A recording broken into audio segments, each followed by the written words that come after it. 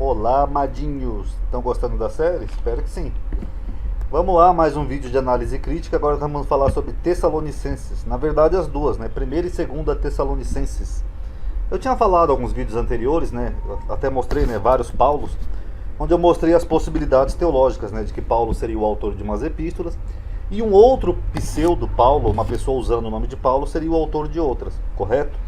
E eu vou de vez em quando, eventualmente, mostrar o porquê que se chega a essas conclusões e quais seriam as diferenças entre um Paulo e outro. Claro que não dá para mostrar tudo no vídeo. Então nós vamos começar com Tessalonicenses, tá bom? Na primeira epístola aos Tessalonicenses, Paulo diz que Cristo viria em breve. Esse em breve aqui é porque Paulo se situa na época em que Cristo viria.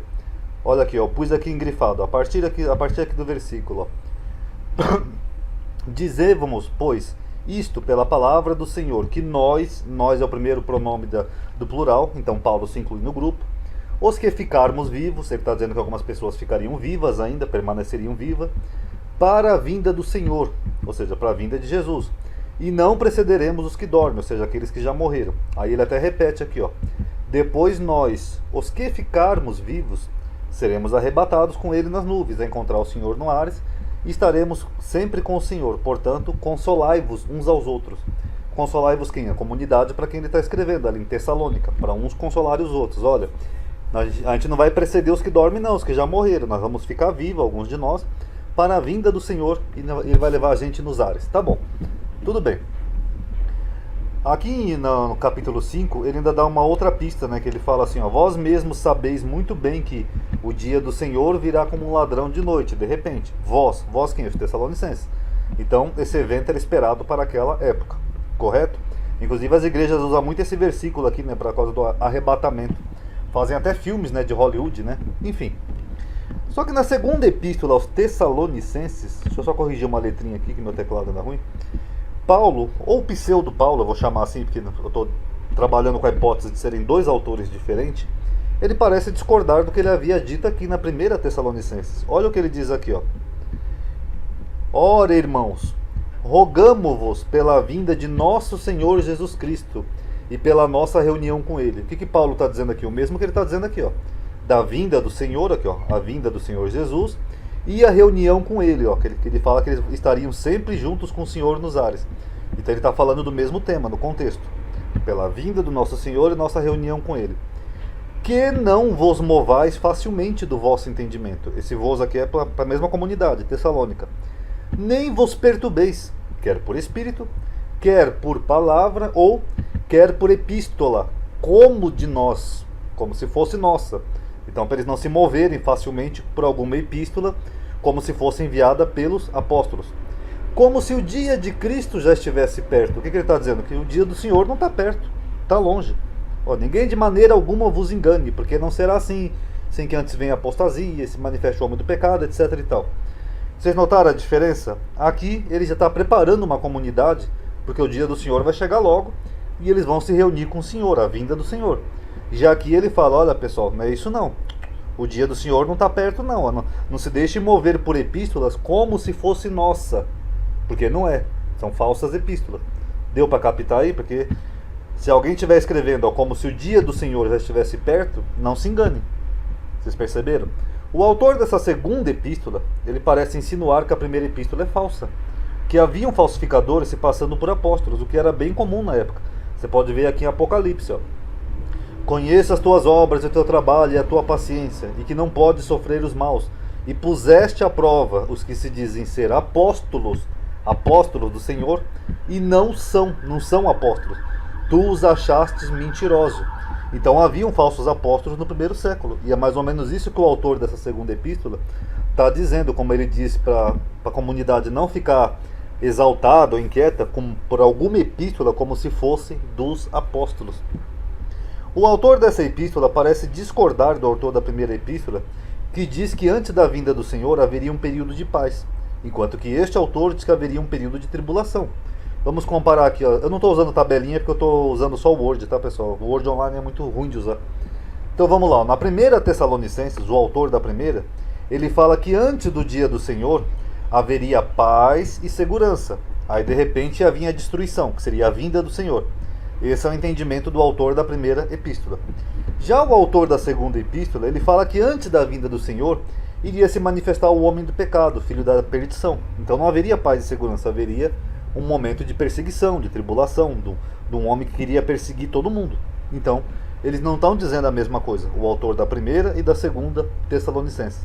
Ainda que para os cristãos, eles nunca dizem que tem contradição, né? Logo vem gente comentar aí que não tem contradição nenhuma. Enfim, muitos dos conteúdos da primeira carta repetem-se na segunda, como se fosse a intenção do autor reescrever a primeira carta à luz de uma interpretação posterior, que eles colocam elementos iguais nas duas cartas. A primeira carta aos Tessalonicenses não tem a assinatura de Paulo, mas tem o estilo e o calor pessoal e a intimidade com os leitores que se encontram no conjunto das cartas consideradas genuínas. Qual que é a assinatura de Paulo? A assinatura de Paulo é assim, ó. Ele sempre termina saudando de próprio punho, tá? Um problema que se coloca em 1 Tessalonicenses é sobre a autoria.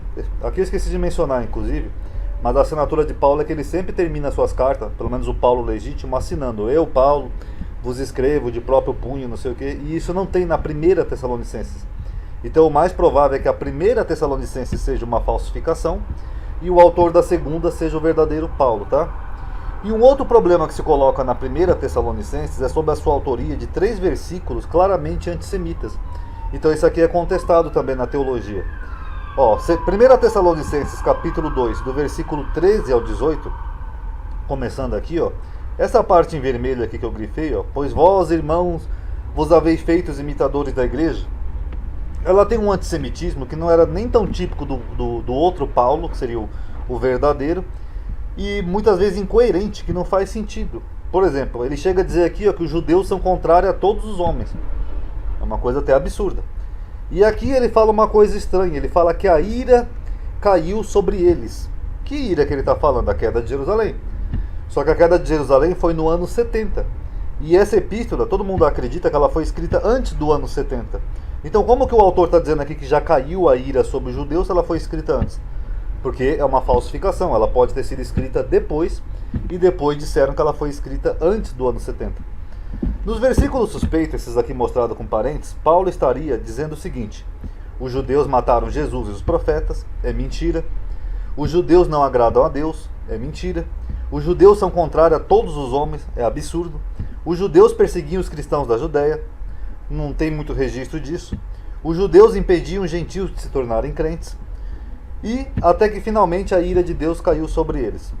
Tudo isso não é nada provável de ser dito por um judeu, pois Paulo seria judeu, segundo ele mesmo diz. Para além disso, a ira de Deus caiu sobre ele, só poderia ser entendida como a queda de Jerusalém no ano 70, muito depois dessa carta ter sido escrita. E nessa altura Paulo já teria morrido e ele não assistiu à ira de Deus.